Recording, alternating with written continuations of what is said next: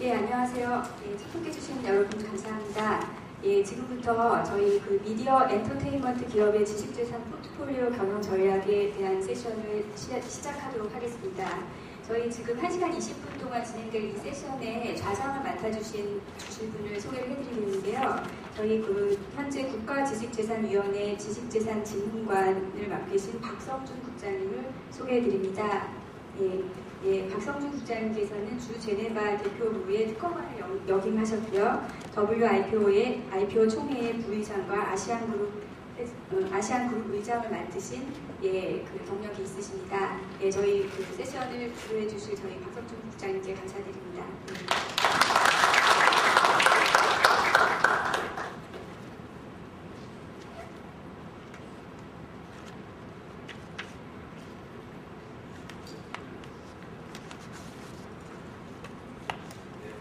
안녕하십니까. 방금 소개받은 박성준입니다. 오늘 세션은 세 분의 발표자와 네 분의 토론자로 구성되어 있습니다. 시간이 7분이나 계시는데 시간이 얼마 안 돼서 빨리 진행하도록 하겠습니다. 발표자를 먼저 소개해 드릴 텐데요. 첫 번째 발표자는 카이스트의 박성필 교수입니다. 현재 카이스트 지식재산권 대학원의 교수님으로 계시고 미국 미시간 바의 회원으로 계십니다. 박성필 교수님의 발표를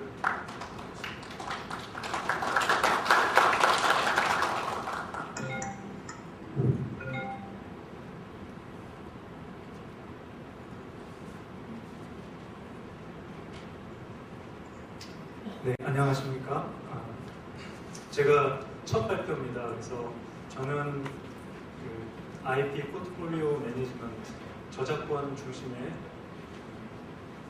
포트폴리오 관리에 대해서 인트로덕션이라고 생각하고 15분 동안 시간을 잘 엄수해서 발표를 해보도록 하겠습니다.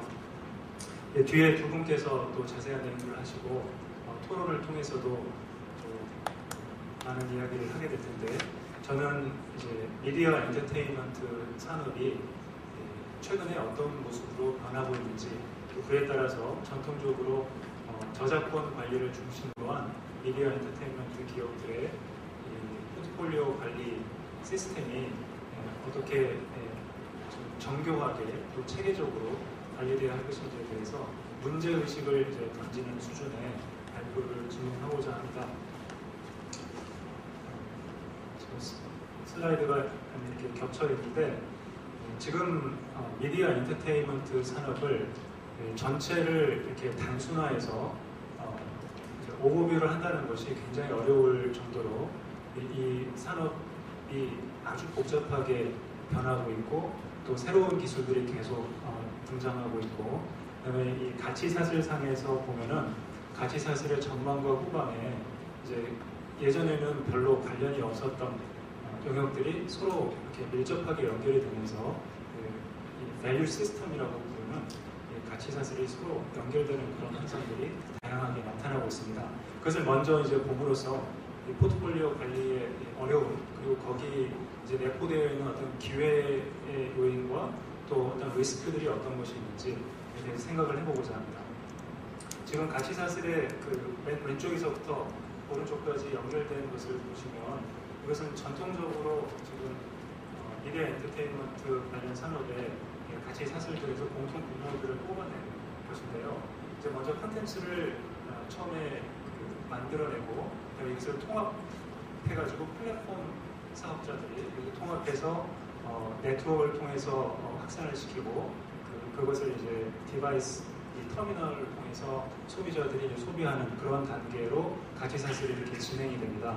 근데 전통적으로는 이제 방송 사업자들이 이 가치사슬의 상층부를 다 이렇게 장악을 하면서, 우리가 소위 이 vertical integration이 일어나면서 최종적으로 이제 소비자들이 TV를 통해서 이제 소비하게 되는 그런 전통적인 가치사슬을 우리가 관찰할 수 있었는데, 이제 그 이후에 이제 기술적인 발전이 거듭되면서 나중에 이제 케이블과 새틀라이트, 위성 혼인 사업자들이 등장하고, 이것을 이제 셋탑박스를 통해 TV에 연결해서 시청하게 되는 이제 그런 새로운 사업 영역이 이제 구축이 됐고요. 그 이후에 최근에 이제 저희가 IPTV와 스마트 TV가 또 등장을 했는데, IPTV, 스마트 TV는 이제 특징적인 것이 이 플랫폼을 장악하고 있는 이제 플랫폼을 기반으로 해서 이제 기존의 미디어들을 통합해가지고 그것을 서비스하는 그런 사업의 형태인데, 이제 네트워크의 경우에 전통적인 그 공중파 방송 사업과 달리 이것은 이제 유선 우리 인터넷 그 망을 인프라를 활용해서 서비스를 제공하게 되고, 다만 이제 IPTV 같은 경우는 소비자의 선택권이 훨씬 그 제한적인, 그래서 기존의 이제 공중파와 유사하게 소비자들이 일반적으로 그 콘텐츠를 이제 소비하는 그런 형태의 사업 모델이라면은, 스마트 TV 같은 경우는 이제 최근 많이 논의가 되고 있는데, 인터랙션이 가능하고 소비자들의 어떤 선택권이 거의 그 무한대로 확장된 그 콘텐츠 중에서 선택해서 그것을 소비할 수 있는 그런 형태로 지금 사업 모델이 구성되어 있습니다. 그 밑에 지금 슬라이드상에 잘 보이지 않는데, 저희가 이제 무선 통신이 이제 확대되면서 무선 통신 기술과 전통적인 미디어 엔터테인먼트 이 산업의 그 관련성을 보면은, 이제 무선 통신은 원래 이 음성으로 그 대화를 주고받는 그런 기능이 기본이었는데, 이것이 그 디지털 미디어를 실어나르는 그런 통로가 되면서, 이게 지금 오버 더 탑이라고 중간에 표시가 되어 있는 것은 전통적으로 한 미디어를 실어나르던 그런 그 망을 통해서 다른 성격의 그 데이터나 어떤 컨텐츠들이 전송이 되는, 그래서 그걸 또 소비자들이 어떤 단말기를 통해서 소비할 수 있는 그런 서비스를 이제 요즘에 오버 더 탑이라고 많이 부르고 논의가 진행 중입니다.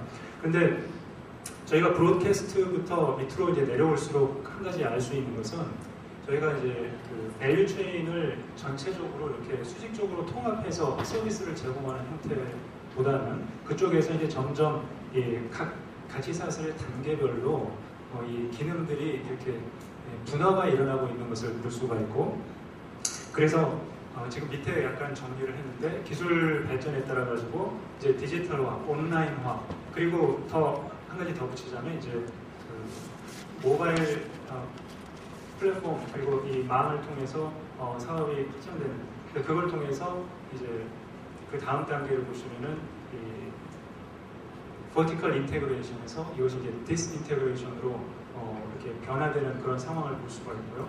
그 다음에 이제 각 컨텐츠를 우리가 그 미디어 산업에서 많이 쓰는 용어로 원소스 멀티 유즈라고 해서, 하나의 컨텐츠가 다양한 그 망을 통해서 제공이 되고, 또 각 단계별로 이렇게 수평적으로 가치사슬이 통합되는 그런 현상들이 나타나고 있고요. 이것이 아까 말씀드린 그 가치사슬이 뭐 IT 산업, 단말기를 제조하는 IT 산업이라든지, 아니면 중간에 플랫폼 사업자들이 필요한 그런 어떤 소프트웨어나 각종 애플리케이션, 이런 그 사업들이 서로 연결되는 그 밸류 시스템이 확장되는 그런 현상을 보이고 있습니다. 그래서 여기서 지금 요즘에 많이 그 거론이 되고 있는 이러한 가치 사실상의 어떤 그 시장에서의 지배력 혹은 뭐 협상력이라고 표현할 수 있는데, 그것이 기존의 이제 망 사업자들로부터 컨텐츠를 제작하고 플랫폼을 구축해서 서비스하는 업체들로 이렇게 점점 그 옮겨가고 있는 모습들이 보이고 있습니다. 그것이 궁극적으로는 이런 다양한 컨텐츠를 통해서 소비를 선택적으로 할 수 있는 그런 소비자들의 또 힘이 강해진다는 것을 의미하고, 거기에 초점을 맞추어서 사업을 구상하지 않으면 상당히 이렇게 변화되는 그런 산업의 지형에서 생존하기가 어려운 그런 상황으로 변화가 되고 있습니다. 이제 한마디로 표현하자면, 지금 미디어 엔터테인먼트 산업의 이 에코시스템은 굉장히 복잡해져 가고 있다, 이렇게 좀 설명을 할 수가 있겠습니다. 지금 우리나라가 뭐 한류라는 표현이 많이 사용되고 있고, K-팝이 또 많이 요즘에 언론에서 이야기가 되고 있는데, 이 K-팝의 성공 혹은 한국 드라마의 뭐 세계 수출, 이런 현재의 상황을 우리가 냉정하게 좀 살펴보면은 그것은 일단은 이제 성공이라고 말할 수가 있고, 여기 작년도 2011년도에 통계가 나와 있는데 이제 우리가 그 K-pop 그 음악기 수출을 보면은 지금 2,040억 정도가 이제 수출이 되거든요. 지금 그 드라마 같은 경우는 1,477억 이렇게 지금 그 데이터가 나와 있는데, 거기 캐릭터 비즈니스가 상당히 활발히 일어나고 있어서 4,428억의 수출을 지금 기록하고 있습니다. 근데 저희가 많이 지금 생각을 거론은 그렇게 상당히 되지 않고 있지만, 온라인 게임 같은 경우에 무려 이제 이 음악 부분과 비교해서 10배 이상 지금 2조 5,547억의 수출을 기록하고 있다. 그래서 이제 우리나라의 어떤 콘텐츠 산업이 굉장히 잠재력이 크다라는 것을 일단 여기서 볼 수가 있는데, 앞에서 그 굉장히 복잡하고 정교해져가는 그런 가치 사슬과 관련해서 그래서 한 가지 좀 의문을 가지게 되는 것은, 과연 여기 나와 있는 이런 숫자들, 그리고 뭐 국내 외적으로 해서 사업을 통해서 창출되는 그런 그 밸류들이 과연 원래 그만하는 것이냐, 아니면은 훨씬 더 많은 기회가 있었는데 그것을 혹시 놓치고 있는 부분은 없는 것인가. 또 거기에서 이런 콘텐츠를 관리하거나 중간에 여러 사업자들이 포트폴리오 매니지먼트를 하는 과정에서 놓치고 있는 부분은 없는 것을 이제 의문을 제기할 수가 있겠습니다. 그래서 이제 궁극적으로는 이런 IP 포트폴리오 매니지먼트를 할 수 있는 어떤 구체적인 체계화된 플랫폼을 우리가 가지고 있는가, 여기에 대한 질문을 제가 이제 던져보고자 하는 것입니다. 그래서 IP 포트폴리오 매니지먼트를 한다라고 했을 때 그 포트폴리오 내에는 무엇이 들어가 있어야 되는가를 한번 생각을 해봤습니다. 먼저 인램이라고 표현이 되는 것은 어떤 물건에 대하여라는 의미인데, 이제 라틴어 개념입니다. 그것은 이제 재산권적으로 보호할 수 있는 이런 창출되는 그 컨텐츠와, 그리고 그와 관련되어 있는 여러 가지 사업상 관련된 내용들을 어떻게 재산권적으로 보호를 할 것이냐.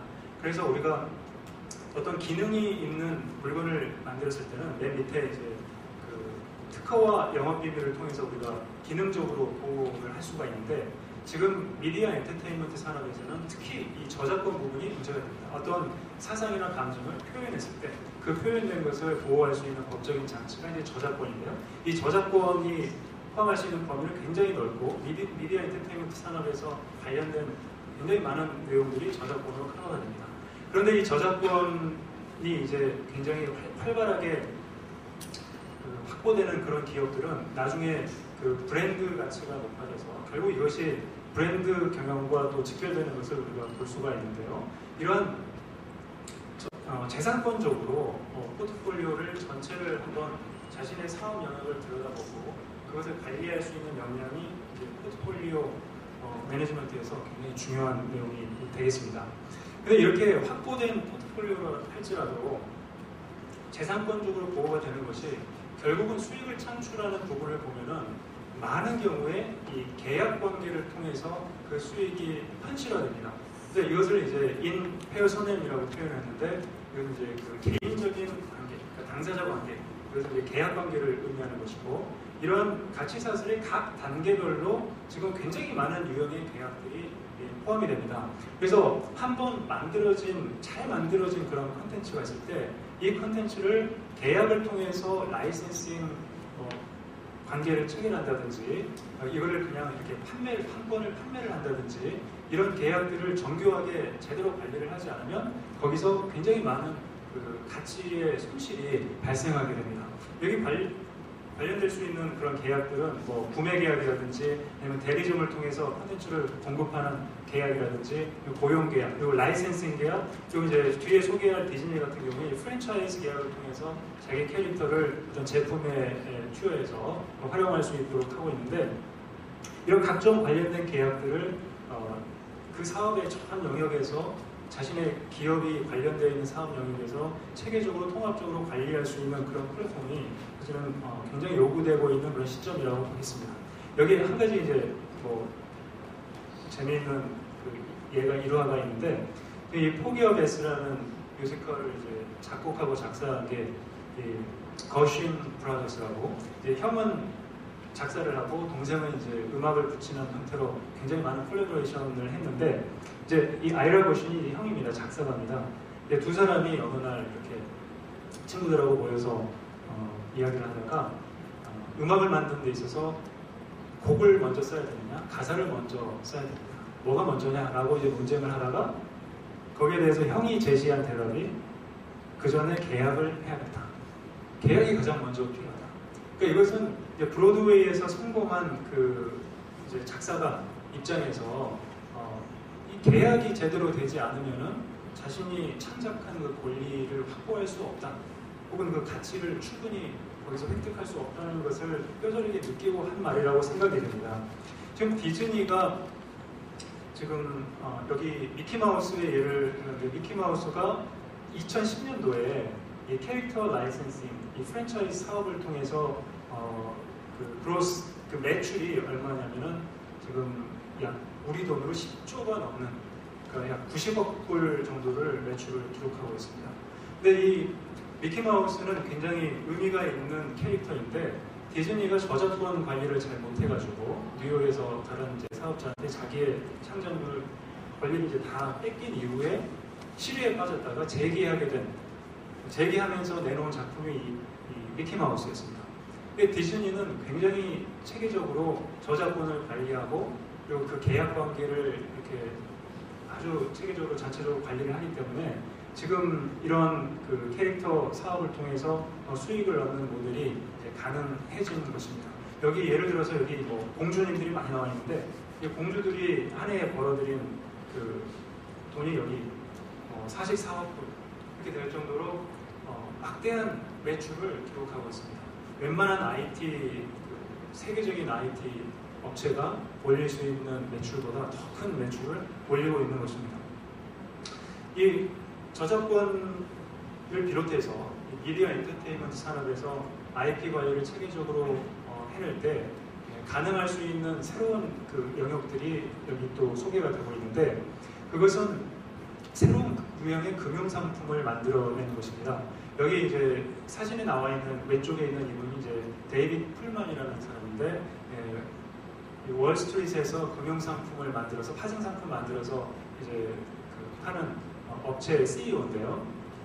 이분이 1998년에 이제 데이빗 보위와 계약을 통해서 데이빗 보위가 가지고 있는 그 노래들의 저작권 수익의 흐름을 기반으로 해서 그 ABS 그 증권을 발행했습니다. 그 증권을 발행하면서 이제 프루덴셜이 5,500만 불의 그 럼섬으로 현금으로 데이빗 보위에게 주고 이제 그 증권을 사가지고 이제 나중에 10년 동안 그 저작권 로열티를 이제 획득하는 그런 거래가 이루어졌는데, 이런 유형의 거래들이 저작권을 기반으로 해서 굉장히 많이 지금 나타나고 있습니다. 그것은 뒤에서 잠깐 말씀드리겠지만 저작권이 이제 보호 기간이 특허에 비해서 굉장히 길고 이제 저자의 사후 70년까지 보호가 되기 때문에 이런 형태의 상품을 만들어서 이제 충분히 이게 수익의 흐름이 어느 정도 되는지를 파악을 한 다음에 그걸 금융상품화 해가지고 판매할 수 있는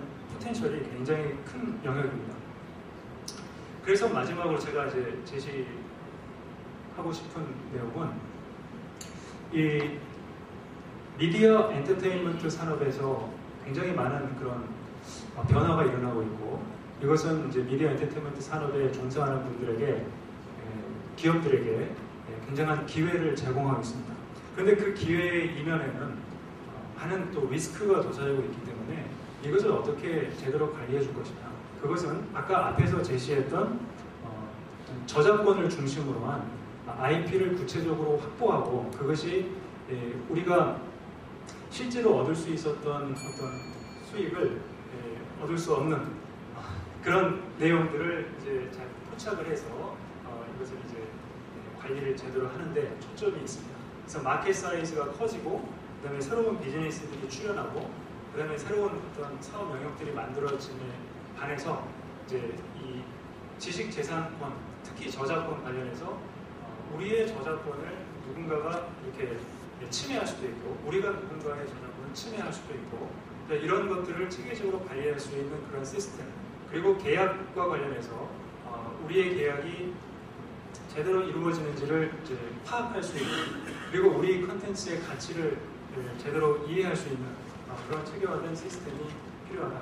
그리고 마지막으로 이제 제가 여기서 말씀을 드리고 싶은 것은 이제 최근에 어떤 그 방송사에 계신 분과 대화를 하다가 새로운 걸 발견을 했는데 이제 우리나라에서 이 컨텐츠를 굉장히 잘 만들고 있고 수출도 많이 하고 있는 것은 지금 다양한데 거기에서 굉장히 많은 오류가 발생하고 있다 그런 말씀을 들었습니다. 예를 들어 이제 어떤 그 드라마 세계적으로 유명해진 그 드라마 같은 경우에 궁극적으로 얻을 수 있어 창출된 수익이 약 6천억 정도가 그 하나의 판권에 걸려 있었는데 그 판권을 불과 6억의 대만에 있는 회사한테 팔고 그 계약이 굉장히 성공적이라고 자평을 했던 그런 사례가 있었다 하면서 이제 그 회사에 직접 몸담고 계신 분이 말씀을 하셨어요. 스스로 좀 부끄럽다.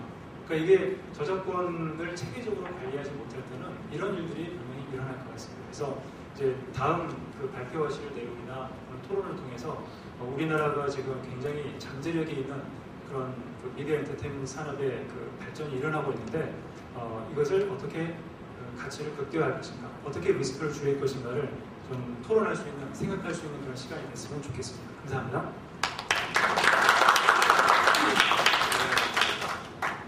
사전에 제가 설명을 못했는데 시간 관계상 15분씩 각 스피커들 15분, 14분이 됐습니다. 배를 누리게 돼 있다고 합니다. 그래서 참고해서 시간 배분 잘 해주시기 바랍니다. 다음 발표자는 문화체육부 저작권 산업과장을 하고 계시는 윤성천 과장님을 모시겠습니다. 윤 과장님은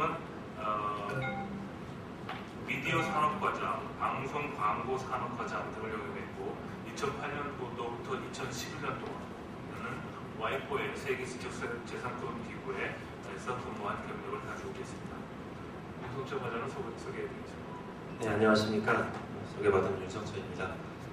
제가 부탁받은 거는 한미 FTA 이행을 위한 저작권법이 개정됐는데 거기에 어떤 영향, 시사점 이런 부분이었는데 어차피 저희가 지금 고민하고 있는 것들은 한미 FTA뿐만 아니고 사실은 디지털 시대, 글로벌 시대 이렇게 돼서 전반적으로 저작권 쪽에 여러 가지 지금 도전이 있고 거기에 대해서 어떻게 대응을 할지 그런 부분들을 고민하고 있어서 이런 부분들 전반적으로 좀 다루면 업계에 계신 분들한테 도움이 될 수 있지 않을까 싶어서 과제를 FTA 글로벌 시대 미디어 엔터테인먼트 산업 발전을 위한 저작권 과제라는 주제로 준비를 했습니다. 먼저 저희가 지금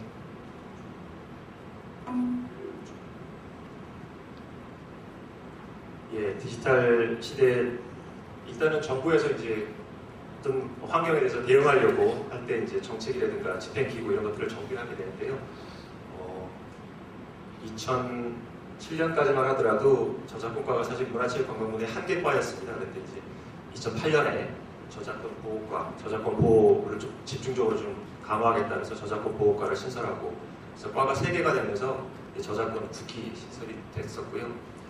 그다음에 이제 저작권법 2009년에 지금 그 전까지만 하더라도 컴퓨터 프로그램 관련해서는 컴퓨터 프로그램 보호위원회가 따로 있었는데 이제 그 법도 따로 있었고 프로그램 보호법하고 그 관련 위원회가 따로 있었는데 한꺼번에 통합을 해서 한국저작권위원회로 확대해서 개편이 됐고요.